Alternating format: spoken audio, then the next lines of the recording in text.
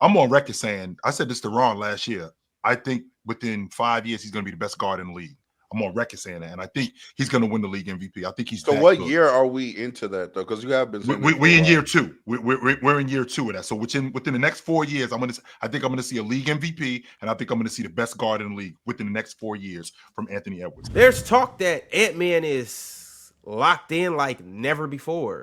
They've Boy, been saying that he's been staying off social media, and he believes that he can take another step in his game to reach a Shea/Luka level. good. Mm-hmm. They Nobody said he's been better on. than Luka. So. Yeah, that was a self-admission, by the way, for anybody that was Yeah, up here apparently talking about he's that better than Ant Luka. better than So, I Luka. don't know, yeah. Ant is telling you he's not better than Luka. I just wanted to put that out there. Sorry. Quote unquote, Ant has been off social media, off the social media grid, and working on his game. He hasn't had any international play this summer for the first time in a couple years, which I think has allowed him to buckle down. Mm-hmm. He was pretty forthright after the loss to the Thunder in the Western Conference Finals that he still got a big step to make to get to the level of Shea or Luka. So I want to ask you guys this. Do you expect a jump from Ant? And if so, what can you see Ant at his best doing this year? If he can dial up defensively at least 20%, off ball especially. That's a lot. I mean, But it's doable, though. It is a lot. But it's doable. It's doable. For sure. That, because they lost Nikhil Alexander-Walker, so they lost one of their best defenders. I think you're going to need a little bit more from him. They do have some players coming up behind him. Obviously, Terrence Shannon, really good player. I expect a lot from him. But if he can dial up defensively and he can get just, I don't want to say 10% better at processing the court, just a little bit better with the decision making, a little bit better off ball. If he can do some of that stuff, he really will be pushing for a top three, maybe an MVP. I don't know. I think you're shortchanging him, Penn, because I think that the off-ball stuff is what I'm looking at the most this offseason. I feel like if he could get better off-ball, I've already seen the jump in the long ball. The volume went up. Well, with the volume going up, his percentage went up. He was taking a lot better shots. I think that with his ability to process defenses, Mars and I had this conversation about him playing in the playoffs where he was making the right plays. So a guy that young, being in the playoffs that many times, making the right plays, I mean, that can only get better, especially considering how much he does work on his game. I'm on record saying, I said this to Ron last year, I think within 5 years he's going to be the best guard in the league. I'm on record saying that, and I think he's going to win the league MVP. I think he's. So what year are we into that though? Because you have been. We in year two. We're in year two of that. So within the next 4 years, I think I'm going to see a league MVP, and I think I'm going to see the best guard in the league within the next 4 years from Anthony Edwards. I do believe. And there was another one you used to say, is he the best shooting guard? I remember you saying. I still think Donovan Mitchell's the best shooting guard in the league. I still think that, but I think within the next 4 years, I think Anthony Edwards is going to be the best guard, not the best shooting guard in the league, the best guard in the league. And I think he's going to be the league MVP at some point. I do. He's going to be better than Shea and Luka? I think so, yes. That's hard. It's hard to do. It's hard to do. But honestly, hard to do. I think the off-ball stuff is one thing. The defense is another thing, because I think he's a little bit overrated defensively, if I'm being honest. Like, I think what's his flaws on the defensive end, Penn? Because the reason why I'm asking you that is because I think we could. That's kind of stuff I feel like that's stuff we could clean up. Like the stuff that you're telling me, Mars, like screen navigation, the athlete that Anthony Edwards is, how strong he is, like we could clean that stuff up. I think sometimes we misunderstand greatness, right? A lot of people, they look at Steph Curry's greatness and they say, what makes Steph so great? Well, he's obviously the best shooter we've ever seen. So that's what makes him great. Sure. I think that's a very small part of what makes him great. I think one of the biggest things that makes Steph great is he's always ahead of the defense. He sees your mistake before you see your mistake, and he's able to capitalize on it very efficiently, very quickly. His prep, his off-ball awareness and stuff like that. So Steph is nowhere near the athlete that Ant is. But in terms of thinking the game, he's miles ahead. Shea is another one where I think the game is slowing down a lot for him, where he's able to see everything happening in slow motion. It happens for a lot of young players at different times. If it happens for Anthony Edwards, though, unlike Shea, unlike Steph, he has that elite burst and athleticism that is truly like one of one at his position. Like, even if you want to compare him to other elite athletes at his position, like Donovan Mitchell, he's bigger than Donovan Mitchell. Sure. Right. So he has the total package to make himself like one of the top 3 players in the league. The difference right now between him, Luka, Shea, Jokic, Giannis, etc., is really how he's processing the court, because he's already there as a shooter. He's better than every player I just named as a shooter. Last year, what he did on volume from 3 is insane. I mean, but when He's a you better double him, 3-point shooter than all. yes, he's a better 3-point shooter than all of those players. Real talk. That mid range, boy, when he had it going early in the season, it looked real good, man. And also, I'll tell you one more Real thing. good. Unlike Jokic, unlike Giannis, unlike a lot of these players, he's better in the playoffs in terms of his percentages, which is really hard to do.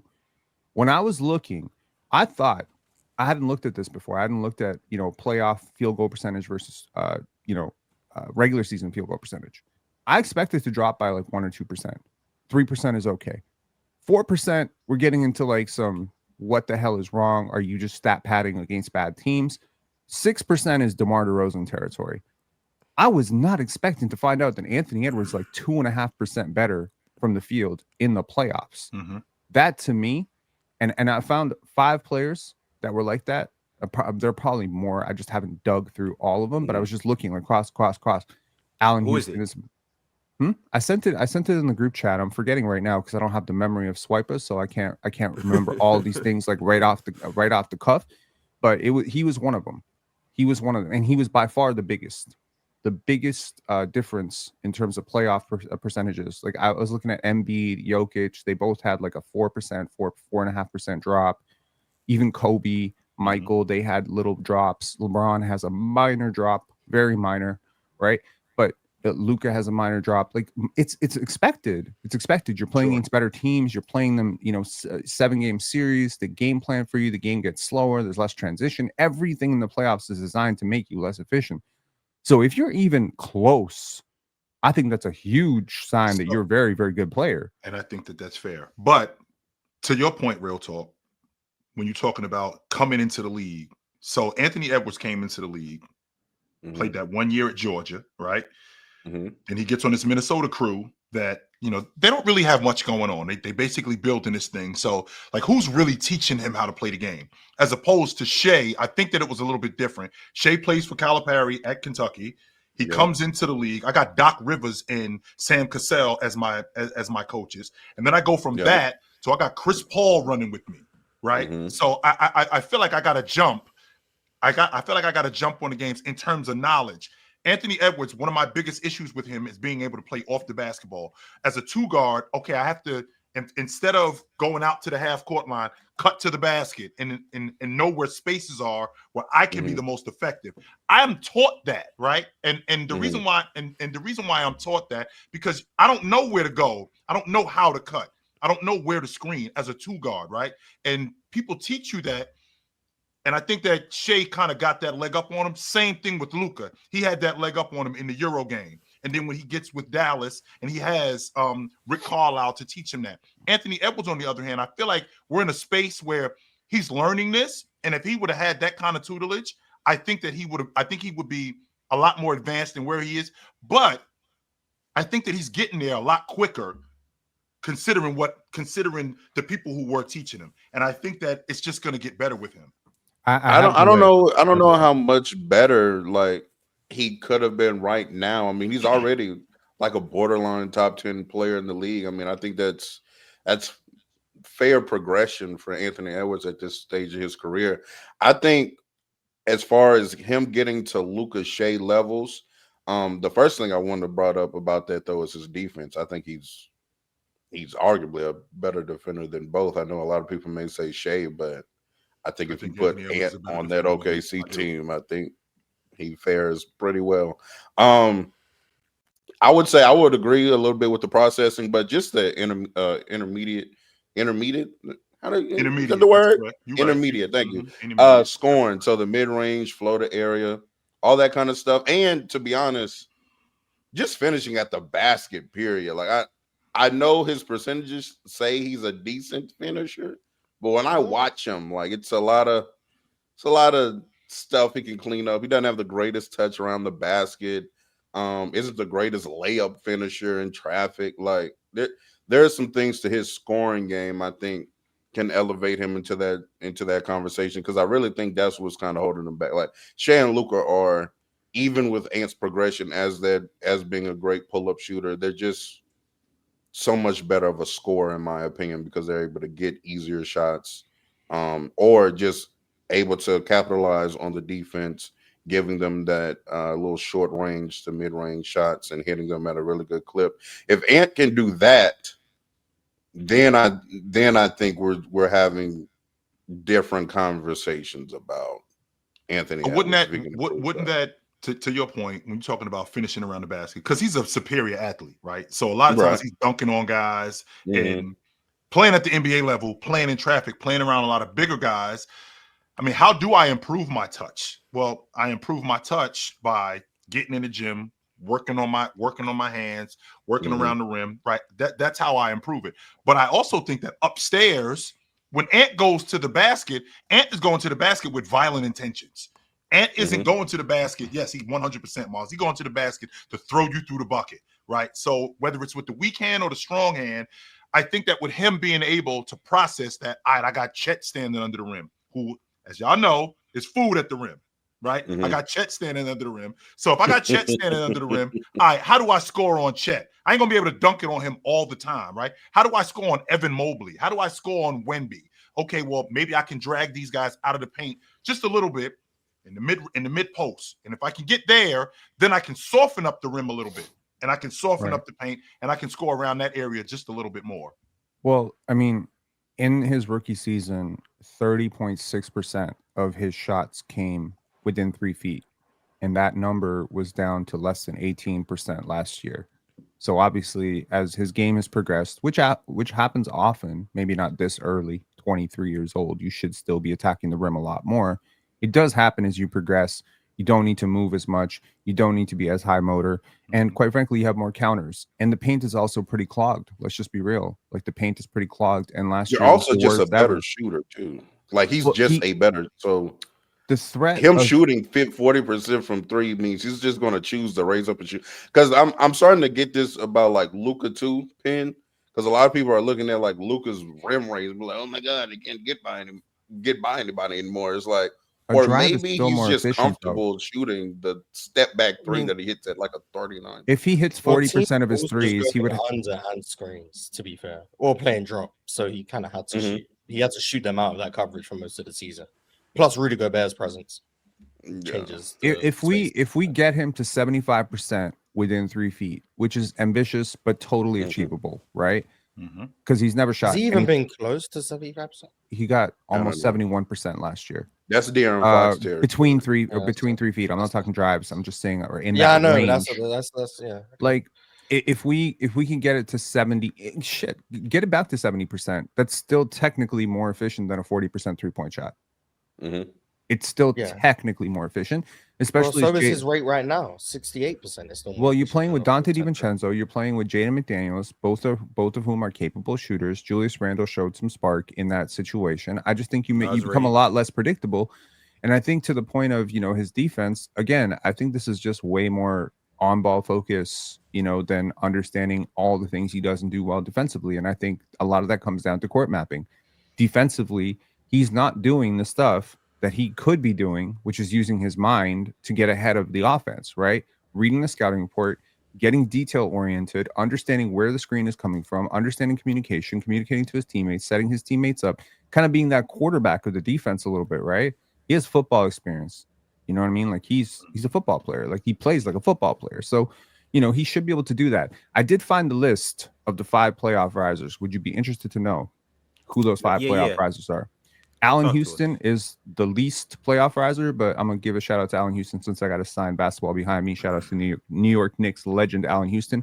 He went from 44.4 career to 44.8 in the playoffs. So is this strictly field goal percentage? Strictly field goal percentage.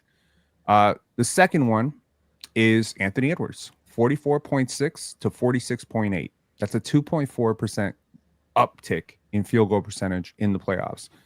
The third one is Chris Paul, from 47% to 48.4%. You heard him, Ron. You heard him.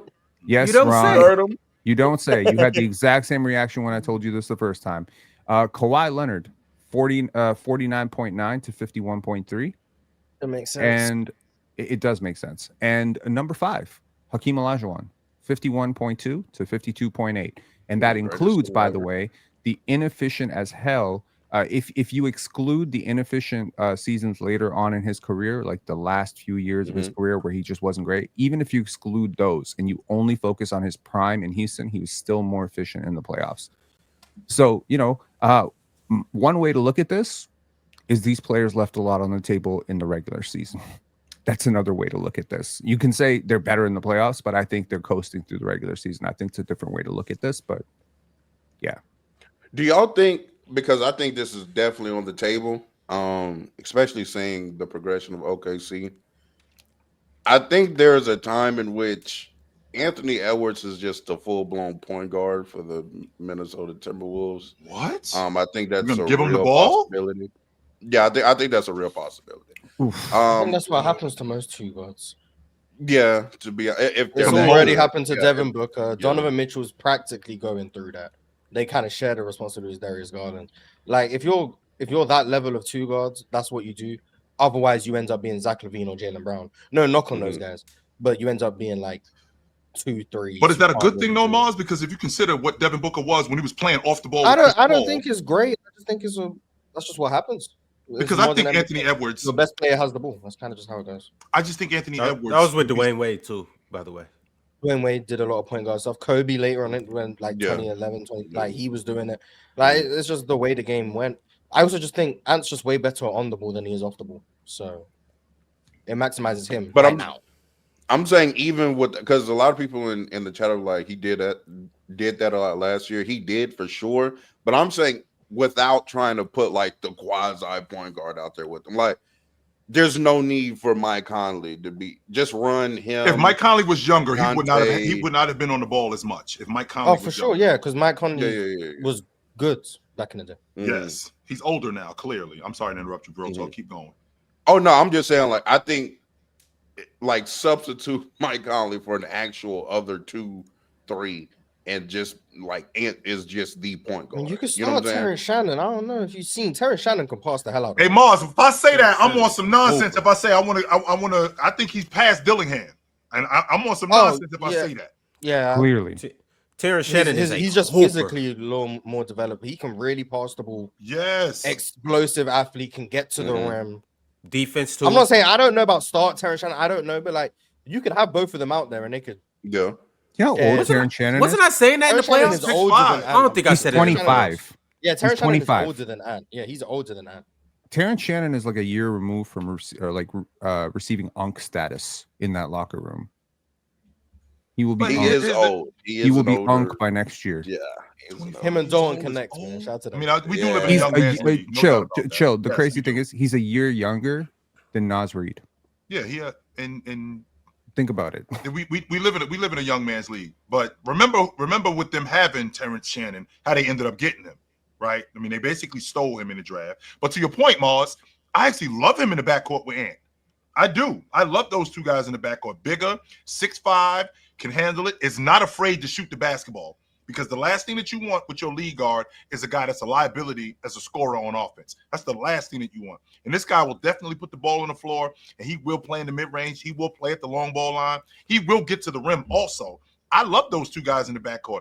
I just think that to counter your point, Miles, what you were talking about with the better two guards, I just think that when you're playing with a point guard and you're better off the basketball, I think that just enhances your game. Prime example would be how much you love Lonzo. Would you love him? I wanted the Timberwolves to get Lonzo. That was how much you love Lonzo was a prime example. Mars, if the Bulls have Lonzo, DeMar DeRozan gets to play off the ball more, and he's more effective.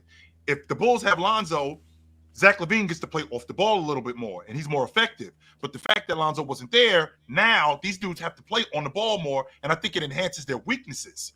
That's not to say that this is 1987 and you got to play two guards like that. I agree with you. I'm not saying that at all. What I am saying, though, is I think that having a viable lead guard and you playing off the ball, I think that plays to your strengths. And I think Anthony Edwards is one of those players who, if he has a lead guard that's viable like that, I think that would play to his strength of him playing off the ball. And the reason why I feel like that, real talk, and the reason why I feel like that, real talk, is I feel like with his ability, if he learns this, to Ron be is so Josh. with his ability to cut to the rim, throwing lobs, fading, curl cuts, things like that. When he's coming off, when he's playing like that off the ball, I think that makes him even more complete.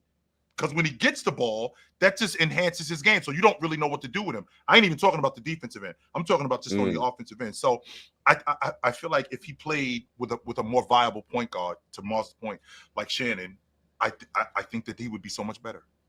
You know what else I think would really benefit Anthony Edwards? A post-up game. Or at least going to I it thought you more just often. factored that into the intermediate stuff. Like, What? I just wanted to be specific about it because he's a really strong guard. Like there's not many people at the position that can contend with him, you know, making body-to-body contact balls. But like he can bump people out the way, get to an easier shot. How big is he I legit? think he Real needs to talk. incorporate that into his game. How big is he legit? If you had just from watching him, legit, how big is he?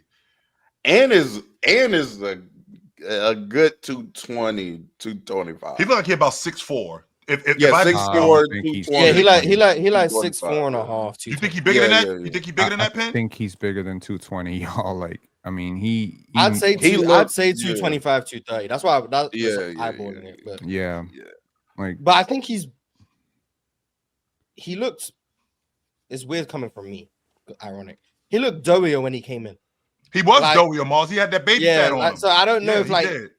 And I don't know what he was listed at when he came in, but like he's leaned up, but got stronger. So I don't know like what his weight looks like in terms of what he came in at, but like he looks in better shape now. But I don't know if that means he's lost weight or it's just been translated into something transferred. Transferred. So I don't know, fat but and it's weird because I don't know if I can think of someone who developed all the counters before they had the shot making.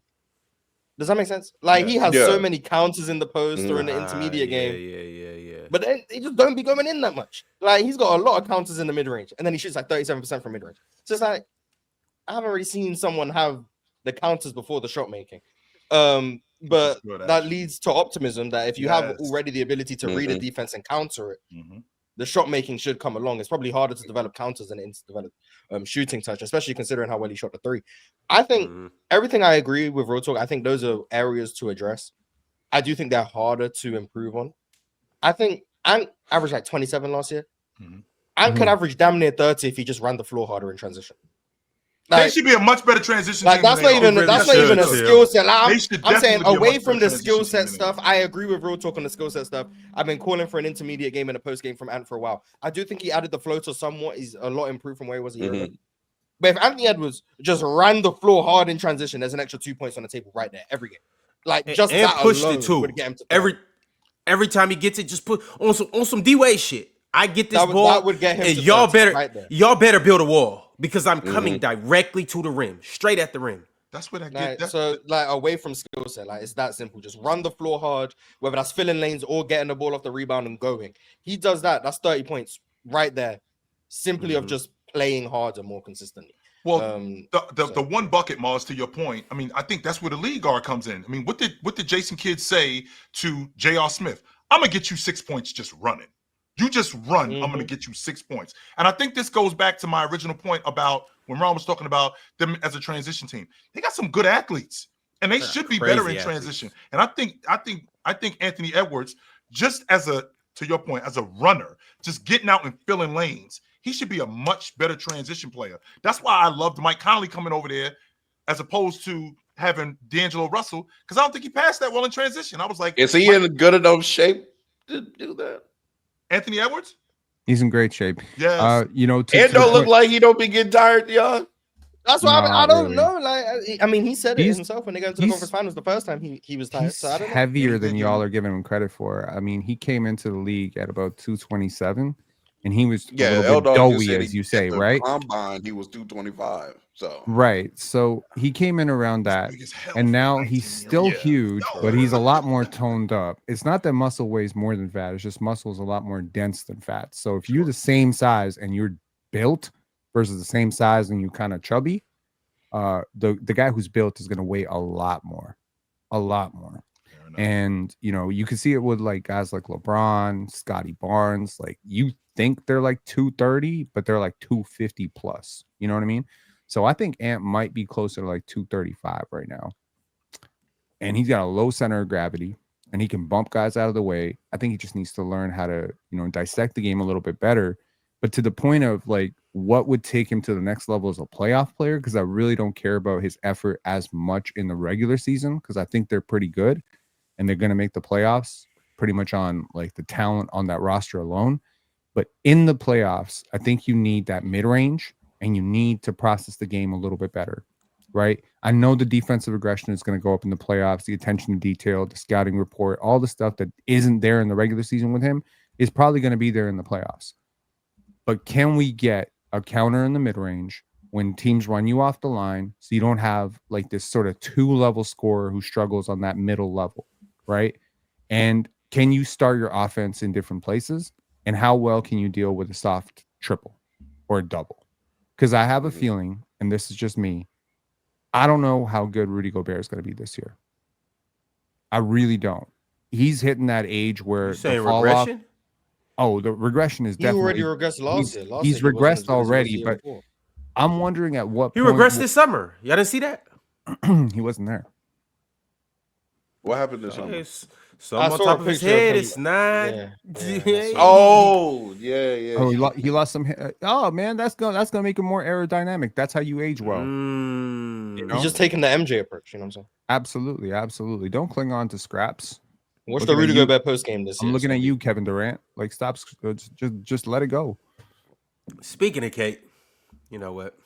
Yeah, but I'm saying I like saw you hating Rudy on Gobert carries KD a on lot. the timeline, Ryan. That's all you. We don't got to do this today. Real talk. be- Oh, you We was don't. hating on KD yesterday. You said. Of course. You can proceed, Penn, because Yeah, like I just think Rudy Gobert carries so much weight of the team success in the regular season.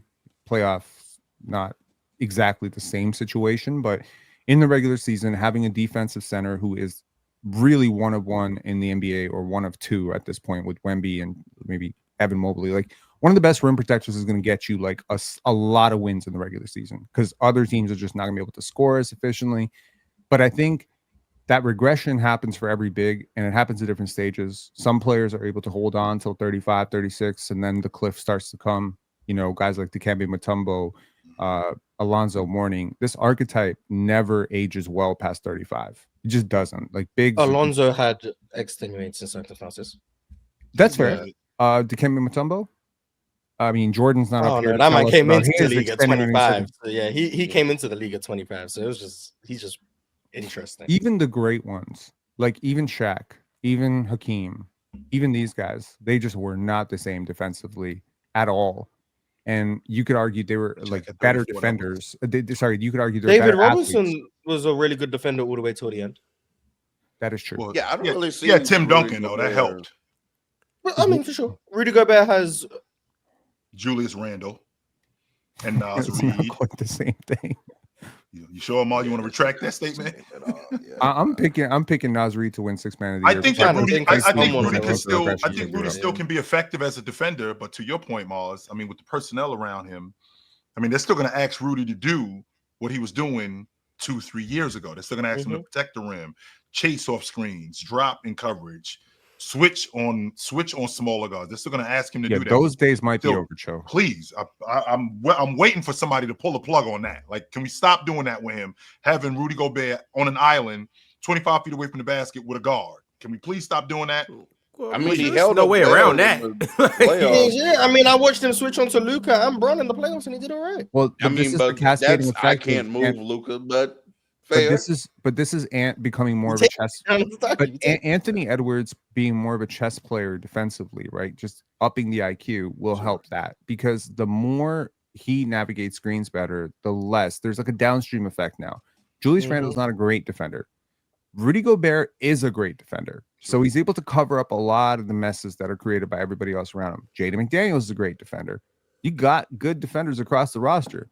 But if you tell me that Rob Dillingham is going to be a rotation player this year, now we got another negative defender. There's only so many negative defenders you can sustain. Anthony Edwards cannot be one of them. You cannot have a night against Chicago where he dies on 4 screens and forces Rudy Gobert to guard LaMelo Ball 38 feet from the basket. It cannot happen. So do your job, move the chess pieces around, be a better communicator defensively, organize your pieces a little bit better. You have enough. If Anthony Edwards becomes like if his challenge, if I was his trainer, my first thing to him would be forget the offense. Can we get you first team all defense this year? Let's dial up. Let's dial up. Let's make that the goal for this season, and let's let the 3-point shooting and the passing and stuff. We'll work on that later. Can we get to that level? Because that's what's going to set the tone for your entire roster. That's what's going to help Rudy Gobert avoid these horrible situations. And that's also going to, I think defense is infectious. When your best player is picking up full court, when your best player is communicating everything, talking all the time, being that great, chess player, as I say on defense, everyone else has no choice but to follow that. But this conversation was about like, what does he have to do to get into Shea Luka convos? And I just don't think it's defense. Like I don't think that's what elevates him into those. Well, he ain't gonna. Because I already think he's a better defender than. It's okay. hard, That's a tier of player that's hard to get into. I don't know. Here's the thing, though, Mars. Okay. He might not be close to SGA right now, right? And I don't think he is, to be honest with you. And it's the same thing with Luka. I think that the gap is getting closer. Let me rephrase that. I think that the gap has shortened a little bit. However, if he becomes to what Penn says, if he gets better on the offensive end, being off the ball, and he becomes an elite defender, so if he is first, second team all defense and playing at that level consistently, plus giving you 26, 27, we having a way different conversation about Anthony Edwards. Way different. I mean, yeah, if he is first team all defense, even if he's second team, yeah. Well, yeah, true. To your point, Ron. Even if he is, I mean, but that's if such it's an deserved for the number one offensive player. If you're not like a rim protector or something like that takes a lot of effort for a perimeter player to be first team, second team, all defensive level, and carry the burden of the offense as the main scoring out. Now, maybe if he delegates some of that offensive responsibility to Julius Randle a little bit more, if he feels like doing that, I mean, which it did work, by the way. It did work at the end of the season. True. He was doing that. True, yeah. Julius, but that was passing and playmaking Julius, not. He was doing that. He was doing that with the Knicks. 19-foot fadeaways. He was doing that with the Knicks, no doubt. But Mars, to your point, what's the gap in your estimation? Luka, SGA, Luka, Anthony Edwards, not Luka, SGA. Luka, Anthony Edwards. What's the gap offensively between those two guys? I think one's a generational offensive player. I think one isn't. I couldn't tell you a numerical gap, but I think one is generational. So the passing clears. One is scoring clear.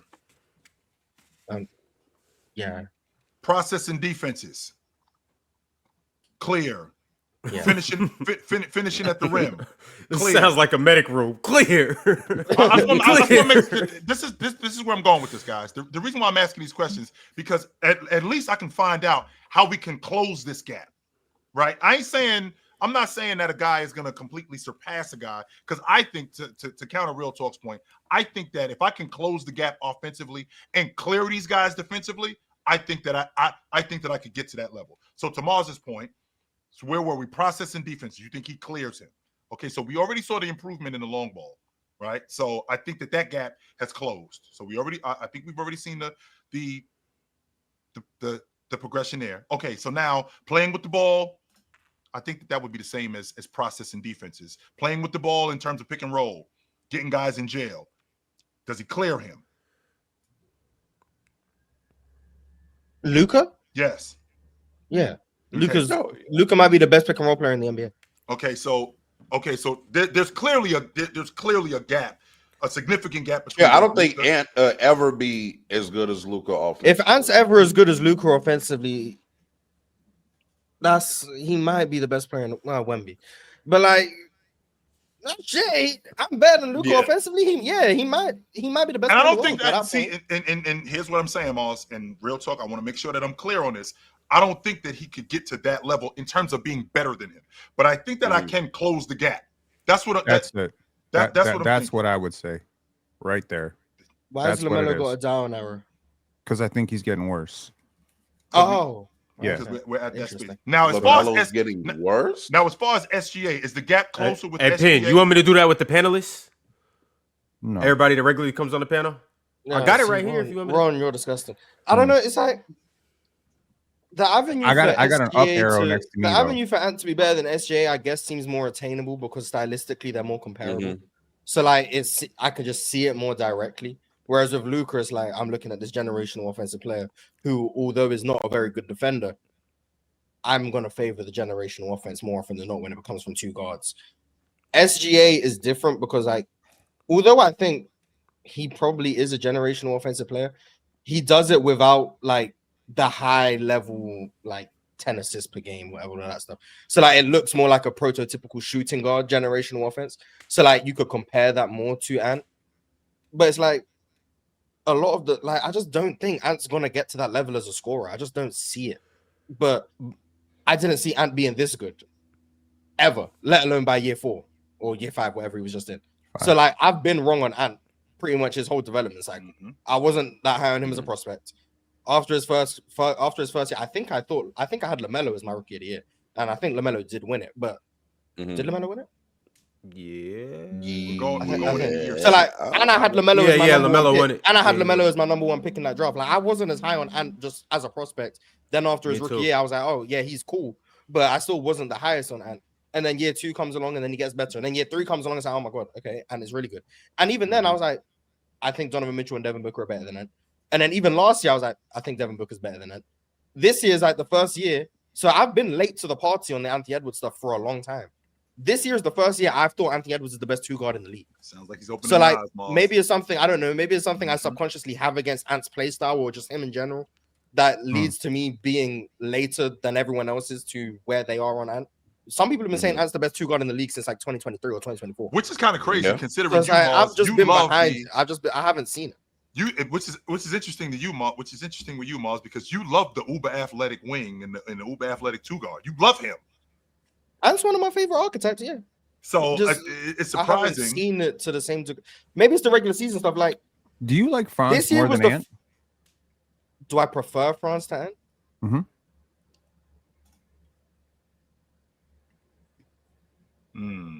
Interesting.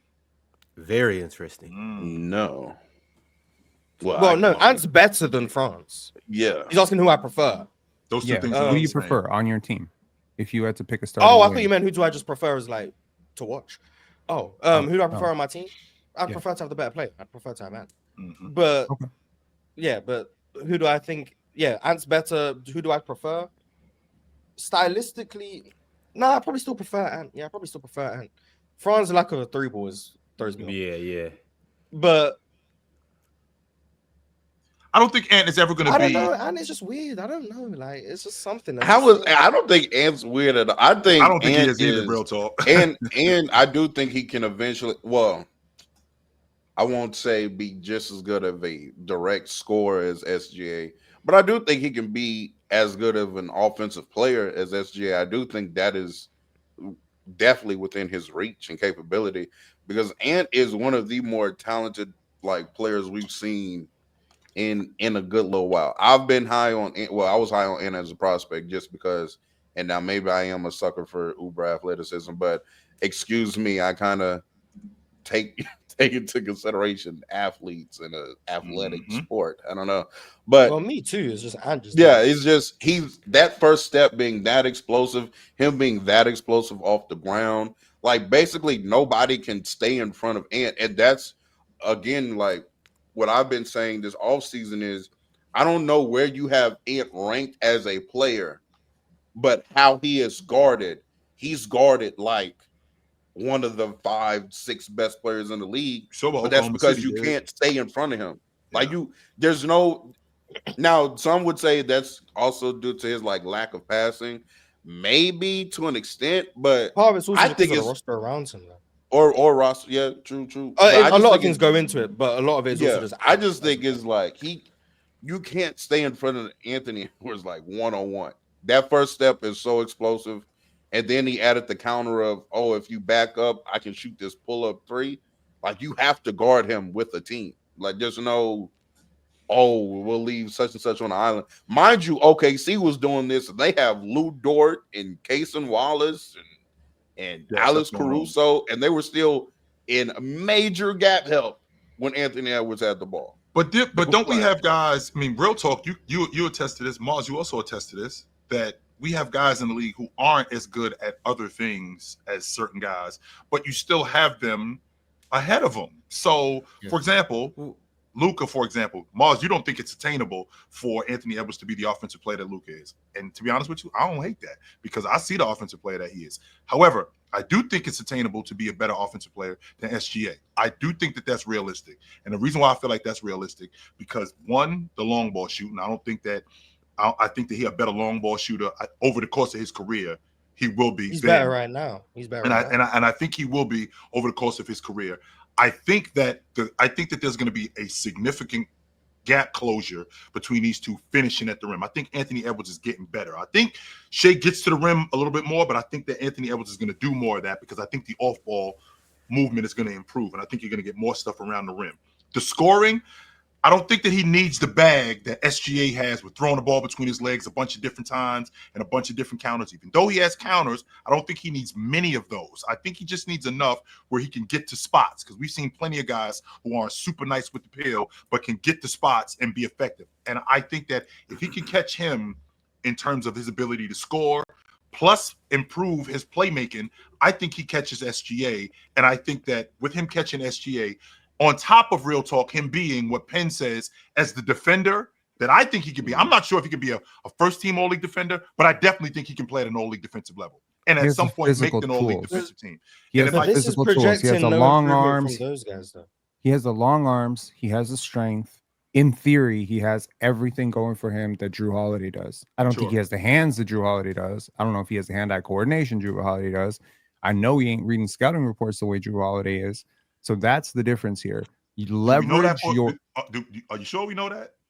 Because okay, let me not get accused of lying back to back he's episodes. never going to be. I'm saying I know it as in I know it as I'm seeing it. I'm talking about reading scouting. I've heard some stuff about how OG Anunoby and Drew Holiday prepare for shit, and it's insane the work that they do. I don't think he's doing it, but let me be clear. I don't know it for a fact. Okay, I don't know for a fact. If Anthony Edwards is reading scouting reports, he's reading the wrong scouting reports. Man, that nigga ain't reading reading something and then applying it is two different things. But understanding your matchup. Well, understanding your matchup, like OG Anunoby is a great defender because he has a lot of physical skills to make him a great defender. He has long arms, he's quick feet, he's he's extremely strong. Okay, yeah, but he's also spending like hours before a matchup, especially if we get to the playoffs, studying tendencies, watching film on a player.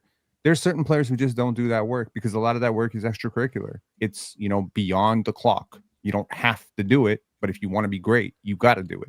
So when I think about great defenders, especially ones who, maybe are a little bit better than you'd expect, it's almost always because they're just more prepared than other people. But chill, you don't have to guess that he's getting better. He is getting better. Every single year that he has been in the NBA, Anthony Edwards has raised his true shooting percentage. He went from 52.3 to 56 to 56.4 to 57.5 to 59.5.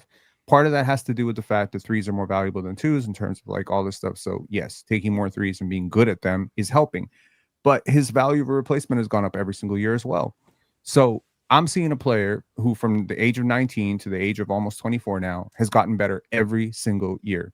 That's not accidental. You cannot get better 5 straight years without putting in serious work.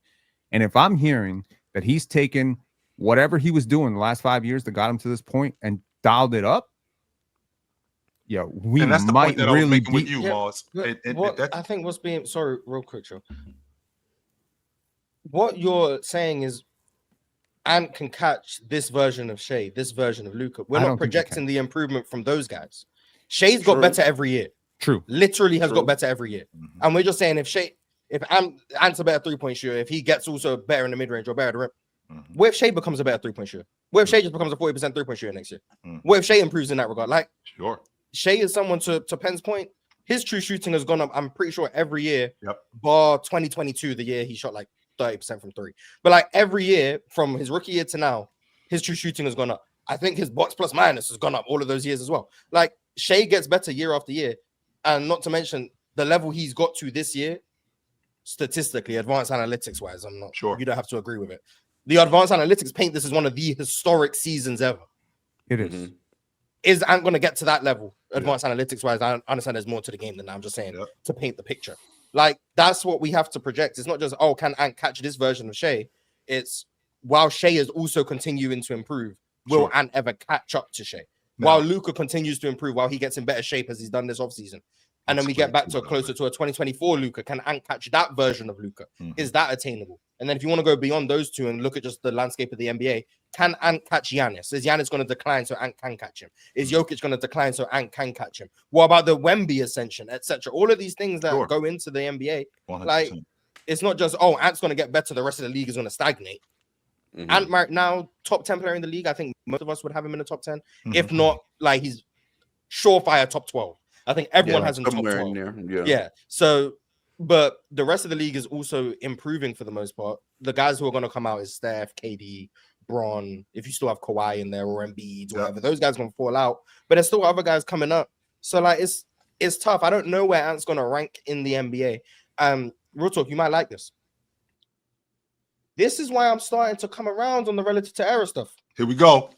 Don't see, because I'm seeing how talented the league is right now. Oh, I knew it. And it's like, how can I look at the league in? I'm not about to bring up Bill Russell. How can I look at the league in 1982? Yeah, and see that we got Kareem, we got Bird, we got Magic, we got Moses, we got Dr. J. Then and then it's the precipitous drop. Yeah, no disrespect to the rest of the NBA. Yeah, but it's just a major fall off. And then I'm looking at the league today. I'm like, okay, we got Jokic. That's an all-time peak. Whether you like it or not, let's just say low-end estimate. That's a top 20 peak we've ever seen. Yeah, Giannis, although I don't think this is his peak, absolutely his prime, and you could argue it is his peak, top 20 peak we've ever seen. Sure. And he might not be the best player in the world. Same with Jokic. Shea, who just had an all-time season. In my opinion, let's just go low-end estimate again. One of the 25 best single seasons we've ever seen. He might be the third best player. He might be the fourth best player in the world. He might be the fourth best player in the world. Luka Doncic in 2024, the season before this one, just had one of the best seasons we'd ever seen. Was third place in MVP. It wasn't considered the best player in the world by any large majority. And he just had one of the best seasons we'd ever seen. Joel Embiid, someone who's been maligned for the last 5 years, has peaked at one of the highest levels, especially in the regular season, we'd ever seen. And he's an afterthought for reasons, injuries included, but afterthought. Jason Tatum, if he played in any other generation, top 3 player on the planet. I don't even think Jason Tatum's a consensus top 5 player. With what Jason Tatum's achieved, with what he's done year after year. If someone was making first team All NBA every year, going deep in the playoffs, won a championship every year, averaging 28, 30, two-way player. If Jason Tatum did that in damn near every era of basketball, flip Jason Tatum and Larry Bird. You know the stories they be telling about Jason Tatum? I'm not saying he's better than Larry Bird. Just in the 90s alone. I get what you're saying. If there was a guy on the Boston Celtics going far in the playoffs every year, averaging 28, averaging 10 rebounds. Listen, Larry Bird box score numbers, 28, 10, and 6. Like, doing that, shooting high volume threes, could get a bucket whenever he wants, 6'9", do all of these things. They talk about him like he's a myth. But now, he might be the 7th best player in the world. He might be the 6th best player in the world on a good day. If you think he's the best player in the world, you're crazy. Look at how we treated Chill when he said Jason Tatum might be able to be the best player in the world. Look how we treated him. Like, and this is the 6th best player in the NBA. And then you go even beyond that. We got some 7'4" demigods just running around the league. And people like, he's not good enough. The best defender in the league. He's not good enough. He might not even be top 10. And we got him just running around shooting 10 threes a game, 36%. And he might not be a top 10 player in the NBA. You can't even say Anthony Davis is like top 8 without getting major. Like, Anthony Davis. Like we've got Kevin Durant, 37 years old. Age isn't even relevant. We got someone averaging 27 points per game, shooting the most efficient mid-range shooter in the league, 43% from 3. And you know what people are saying? Hey man, he just not as good anymore. He fell off. Is he top 10? Is Kevin Durant top 10? Like, if Kevin Durant existed in any other era, doing what he did this year, he's the best scorer in the NBA. Michael Jordan notwithstanding, he's the best scorer in the NBA. He's all-time great, top 5 player in the league, and people are saying, is Kevin Durant top 10? Like, and I'm not saying this to take away from other eras. What I'm saying is, for me, as a relative to era guy, if I can visibly see the talent that this league is producing, from not only from the top 10 players, but even to Penn's point that he made about the WNBA yesterday, the 6th man on these teams, the 7th man on these teams are so much better than they were in the 80s and 90s. Like, just away from the top end guys, you can say the top end talent is quite equal. Larry Bird is just as good as Jokic, if not better, etc. You can say that. That's fine. But once you go down these rosters and you see the depth of these teams, it gets to a point where it's like, if I'm doing relative to era, because I'm trying to protect the history of the game and not disrespect the pioneers, what I'm also doing, what's the word, when unintentionally, is I'm taxing the current players. You're penalizing the current players. I'm penalizing the current players for playing in a more talented time, because it's borderline impossible for a Jokic or a Giannis to stand out relative to the league in the same way Magic and Bird did. Because Magic and Bird was so far ahead. Yeah. This is why I said, Ruto, you're going to like me, because I know I'm coming to your side somewhat. Like, I'm penalizing these guys because the league is so talented. They can't stand out to the same degree as guys in the 70s could. Kareem could walk through the 70s. He was so much better than everyone. It's not possible for Jokic to come in to today's NBA and be that much better than everyone, despite Swiper telling you that he actually is. But, like, for the most part, it's borderline impossible.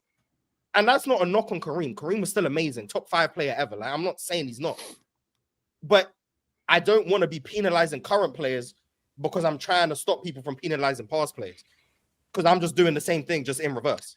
And so what I don't know. I'm not saying I've changed my formula or my equation of how I rank players. I'm just saying this is what I'm thinking about. Like, I don't know what to do with this. That's what I'm saying. And we can reach, and to be Welcome honest to the dark side, Mars. And I think we could reach a common ground, but Mars kind of stole a little bit of my thunder when you talked about Ant and the rest of the league improving. Well, I immediately think about Ant like a steak, and I think that porterhouse steak was a lot better in terms of being raw as opposed to SGA, as opposed to Luka coming into the game, and it was a much more raw steak. No, what I'm saying is that when you cook this steak and you cook it to perfection, it could be much better than what this is. The ceiling is higher. Yes. Yeah. Because that's what I'm saying. Yeah. Because I feel like when SGA came into the league, like I said to you guys before, what he had coming into the league in terms of talent, in terms of tutelage, like when Ant came into the league, I think he was much more raw.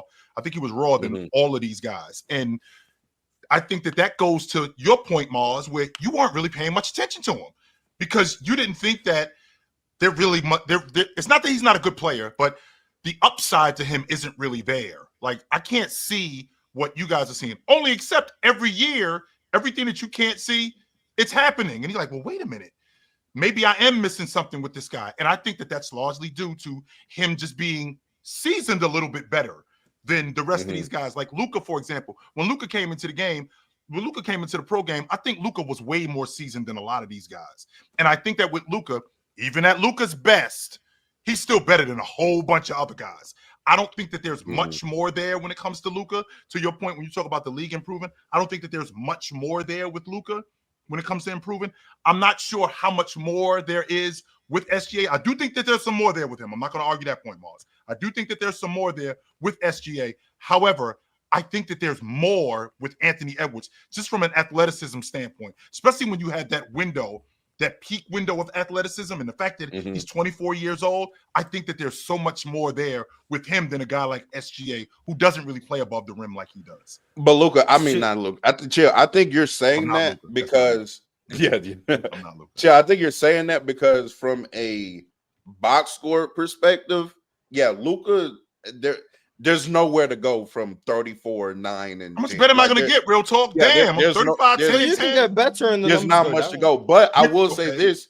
I will say this though, Chill. I remember when we used to you used to say that about Luka like 2 or 3 years ago, and he's now a substantially better 3-point shooter like since then.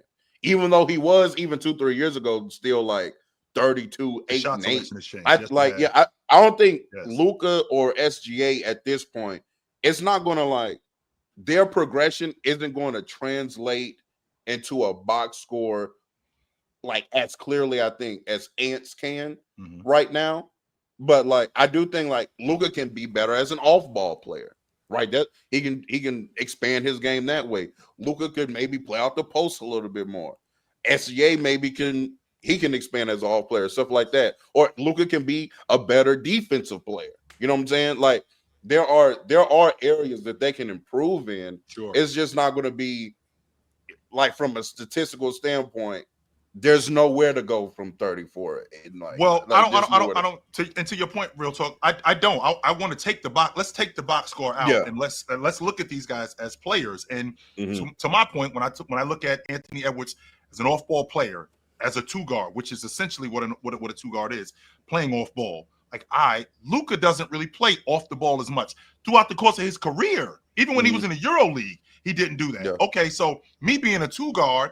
Okay, I got to learn to be better off the ball. I already know how to play off the ball anyway. I just got to learn how to be better than that. That's like Luka already playing on the ball and being a point guard. I got to learn how to be a better passer. Well, Anthony Edwards is never going to catch him in that aspect because I've already been doing that anyway. Well, with Anthony Edwards as a defender, okay, well, I'm modeling my game at the other great defenders in the league in terms of defense. Okay, well, Luka's never really been a defender. And if I can be a better defender and play at an all-league defensive level, that makes my game enhanced. Let's take the, like I just said, real talk, let's take the numbers off the table because Luka could be way more efficient. Like, how much better would Luka look? That 34.99, how much better would that look if that was like 29, 8, and 7 on less turnovers, better selection? Like, I think we'd be looking at Luka way different, right? Well, if I'm thinking about Anthony Edwards, that, Mars, to your point, that 30 a game. Well, Mars, what if that 30 was 26, but I'm shooting 40 at the long ball line, my true shooting is close to 60%, and I'm shooting 87% at the stripe, something like that. It looks way different, and I'm playing better off the ball. I'm taking better care of the basketball. I look better cutting to the ball. Not only do I look better cutting to the ball, I'm way more efficient as a distributor when I'm cutting to the rim, and I'm getting more guys involved. That looks way different. So I feel like with Anthony Edwards, to my point about steak, I feel like he's that porterhouse that we still seasoning. We ain't there yet, though. Well, I want to say this about the whole Ant thing. We talked about the gaps between him, Luka, and SGA, and I'm not going to say whether I think that he'll get there to those guys' level, but I do want to say that Ant's thing shouldn't be, once again, comparing himself to SGA and Luka, because he's not gonna eat the way that they eat. His game's not methodical. He's not gonna eat in the pick and roll like that. He's not gonna put people in jail. That's just not his game. Ant needs to, if Ant wants to take his game to the next level, to me, and this is in my humble opinion, I believe that he needs to double down on his talents. He needs to double down on his superpowers. And that is what we spoke on earlier. Ant, you are 6'4", 225. You are built like a, you're built like something different. A linebacker. Ant needs to and run like predicate a wide his receiver, game. by the way. Right. And so he needs to predicate his game on, like, yes, he has skills, but Ant should be getting, to Mars's point, he should be getting 8 fast break points a game. Ant should be getting to the hoop a little bit more. Ant should be getting to the free throw line a little bit more. Like, if Ant, like, these are superpowers that Luka doesn't have the luxury of leaning on. SJ doesn't have the luxury of being that strong, that athletic, that fast. I believe that Ant should be getting a lot more D-Wade buckets where I'm literally just willing myself to the hoop, willing myself and ones and things like that. That's things that Ant can rely on that these other guys can't. So once again, like, yes, he shoots better than probably all these guys that we've named from the 3-point line. And he, you know, he does things that very well, and he's very skilled. But it's just how freakishly athletic he is.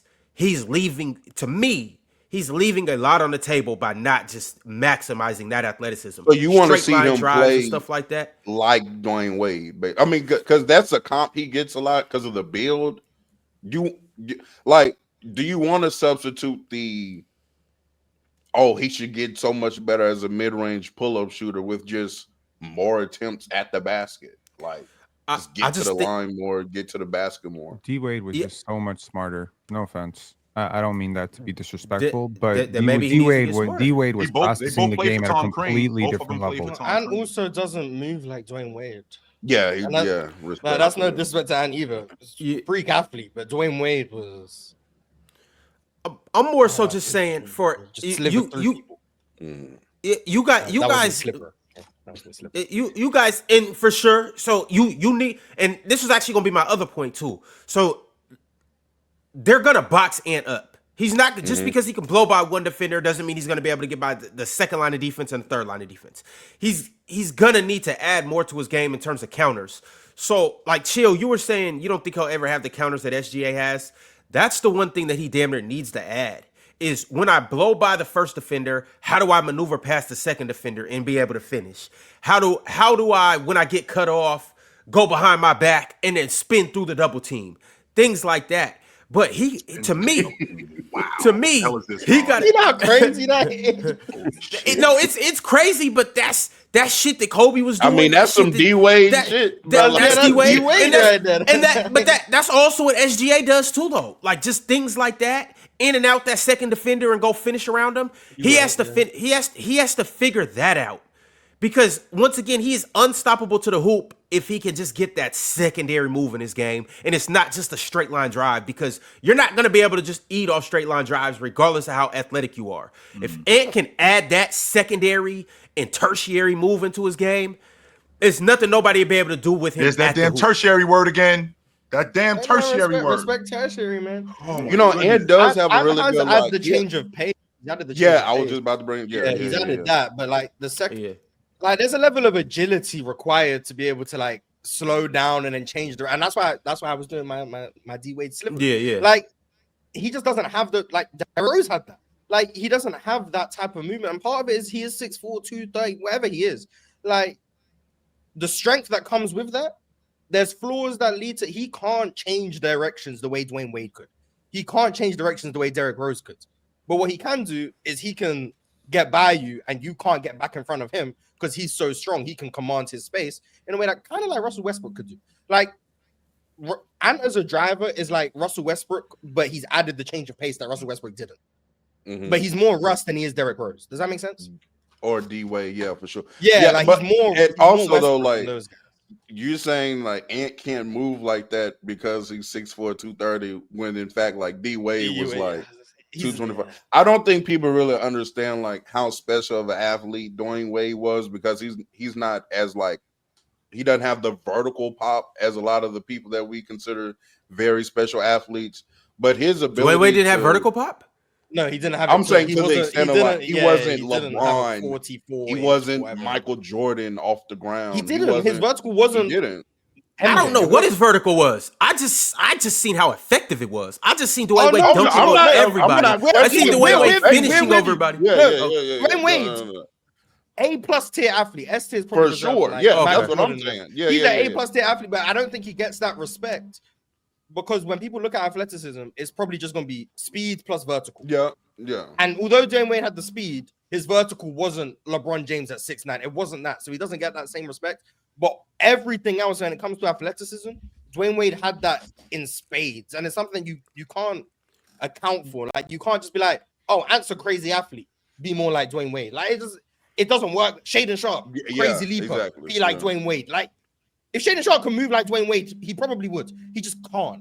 Like, he just doesn't have the facilities to do that, despite how high he can jump. Dwayne Wade was like a perfect mix of athleticism. And it's unfortunate his knees gave out, like, even before like, his career even started. But, like, Dwayne Wade was different, man. Like, if you guys think better than Dwayne Wade, that's incredible. Like, I can't foresee that. Like, Dwayne Wade was different.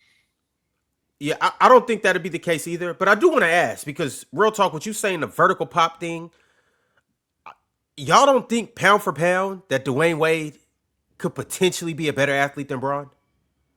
Pound for pound. We're on a different level. No. Bron's different. So if you shrunk Bron down to 6'4", he would be a better athlete than Dwayne Wade? Yeah. Or if you took Dwayne Wade up to 6'9". I think, but that's why I don't like that, because what makes Bron the S tier athlete is that he does this at 6'9". 6'9". Yeah. That's what makes him that. He runs that fast at 6'9". He jumps that high at 6'9". But he said pound for pound. He moves that well at 6'9". Like I can't be like, oh well, if you just make him smaller, well that takes away from what makes him that special of an athlete.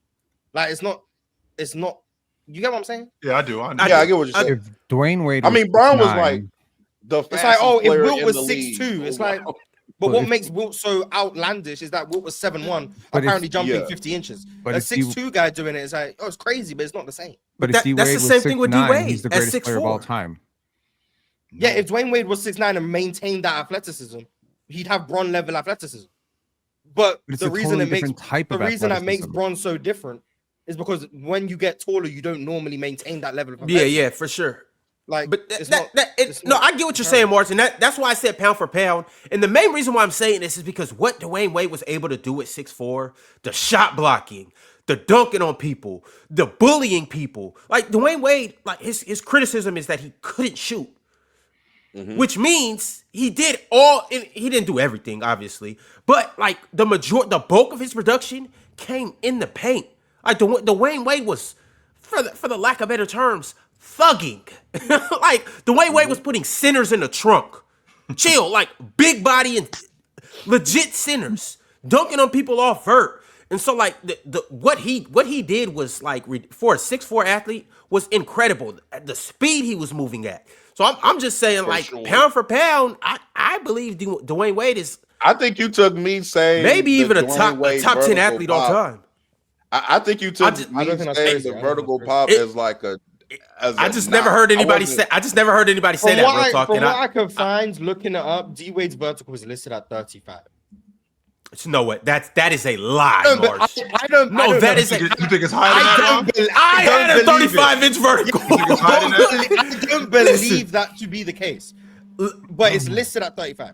I don't Ladies and believe gentlemen. that's true. But I think it's also fair to say it's not going to be 45. Ladies and gentlemen, I had a standing with no step, just standing, just jumping straight up, 36-inch vertical. I measured out at that, and it might have even got higher because that was in junior college. I was jumping higher. I could tell y'all, I was jumping higher when I went to my 4-year university and when I went overseas. The one time that I tested, I was at 36. I promise you, I was jumping nowhere close to like Dwayne Wade. Dwayne Wade bare minimum was 42. I'm not lying. He 42? bare minimum was 42. Bare minimum. I'm telling you, 42 bare is minimum. very What's possible. Shaden Sharp's vertical? Like 43, 44? Yeah, around there. Vince, I think I've heard rumors as high as 46, 47. Kadur Ziani, another really high jumper, was up there. James White, shout out to James Flight White. He was up there. So, yeah, I wouldn't be surprised. But D-Wade also had those super long arms, bro. And Yeah, he had a those big 6'10" hands. wingspan. Yeah, So Ron, his ability to Man, I got. control- But I guarantee my wingspan's probably longer than Dwayne Wade's.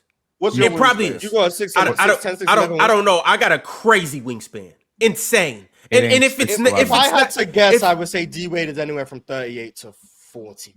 If I had to guess. it's 40 plus But- for sure. According to But I Men's don't- Health y'all see the way magazine, this nigga Luka was was jumping? 40. What's Russell? I Shout think out Russ to was Men's listed. Health. I think Shout out Russ to was AI. like 36, 37, I think. Yeah, No Russ. way. Russ doesn't have the craziest listed vote. Way. You looking at these explosive athletes and way. they get up quickly. That's what that is. It's But as no far way as, like, I just jump as high as off Russell the Westbrook and ground, Dwayne Wade. I'm tall. There is a way.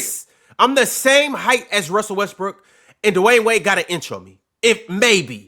It's no way me looking at them play and watching myself play, I don't jump as high as them. And I used to dunk off vert. I jump off vert and touch the back of my neck and throw it through. I used to do that. Tip dunks, all of that. No way. It's no way. I'm telling you, it's no way. It's not possible. I just think, and to Ruto's point, like, none of us are saying D Wade couldn't jump high. Yeah, We're just saying he wasn't in that S tier group. He wasn't Vince Carter. He wasn't MJ. He's not Shaden Sharp when it comes to just vertical jump. He's not. What And that's is not it? a knock on Dwayne Wade. He's still at A+. Yeah, he's- I think he's both me and A+ Ruto would, everywhere I think else. both me and Yeah, Ruto would it's have D Wade as one of the Yeah. 10 best Um, athletes in and around there in NBA history. Like, we both view him that highly. Just I think he's a better vertical is athlete probably than what- Kobe ever was. As someone who measured I- with a 26-inch vertical and a pathetic 26-inch vertical who could barely jump over some phone booths, I have a question for people who have jumped high, like Ron and Chill. I can answer. Yeah.